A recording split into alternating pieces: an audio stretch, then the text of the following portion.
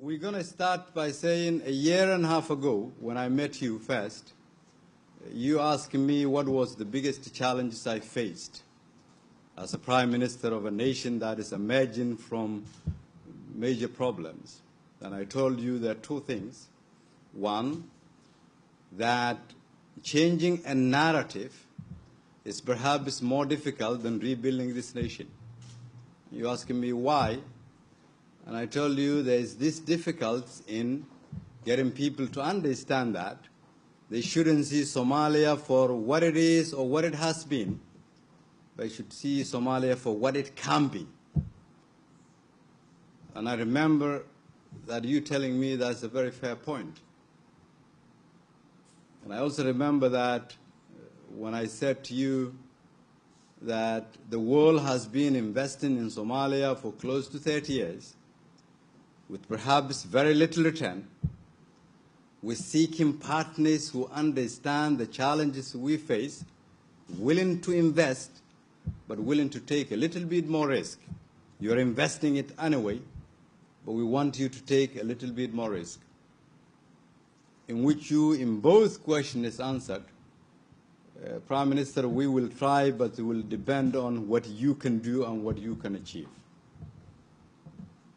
A year and a half later, with all the political challenges we faced, with all the ups and downs from within our system and outside,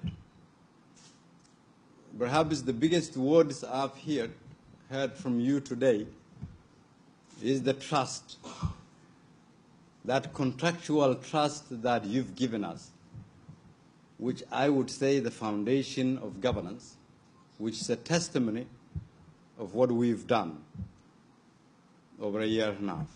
And for that, we're very grateful to you and to the European Union, not because of the budget support. That is, of course, for all Somalia, not only for Mogadishu, but for the commitment you've shown and willingness to take a little bit more risk, and the efforts you put in to understand the challenges this nation is facing. Because for many, Somalia has been Somalia, no difference. Either it is 10 or 15 years ago, but you and your colleagues have understand the real dynamics.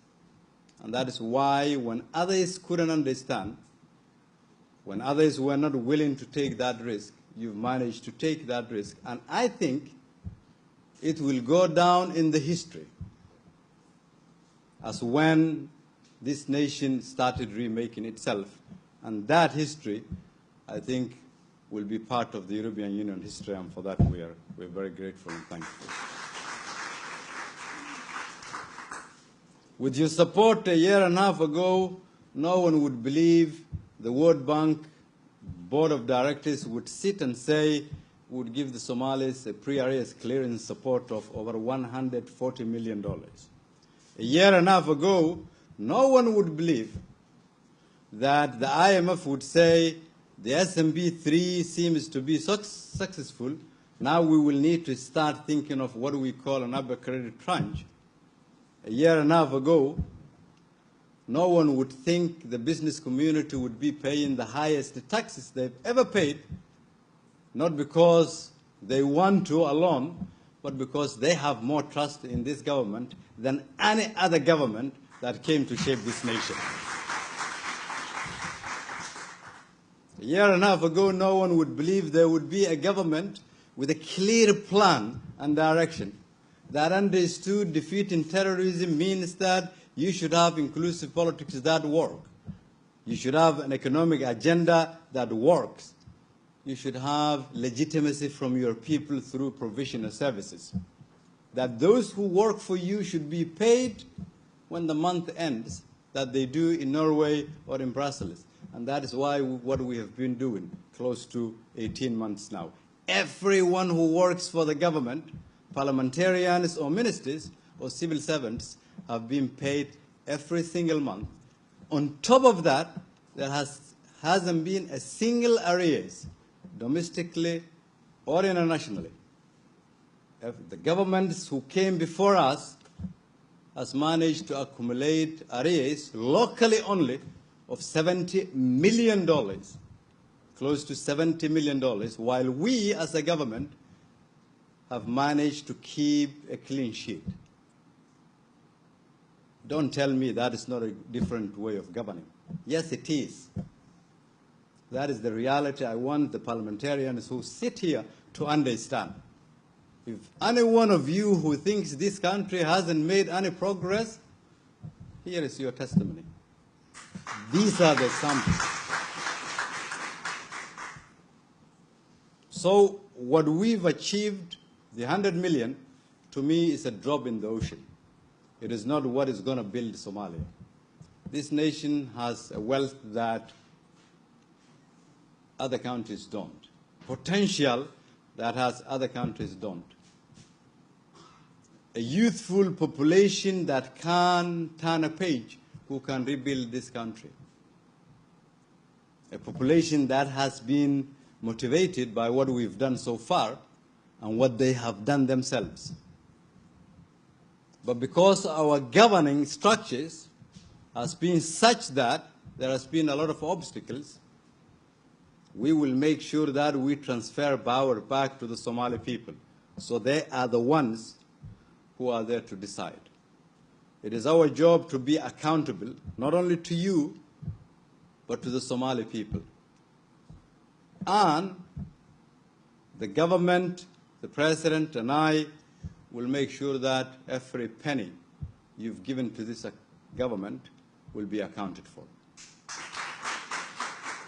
This money also is meant for the federal member states, as you put it perfectly, and we will have to share with them, give them budget support, but also in an accountable and transparent manner, because accountability is a two-way street. The benchmarks and the requirements the European Union wants from us is also the same for the federal member states. And we will make sure that we lift this nation together, from the bottom to the top. So, because the European Union works with us very closely, both here and in Brussels, understands the challenges we have as a nation, took a little bit more risk in us, and trusted us more,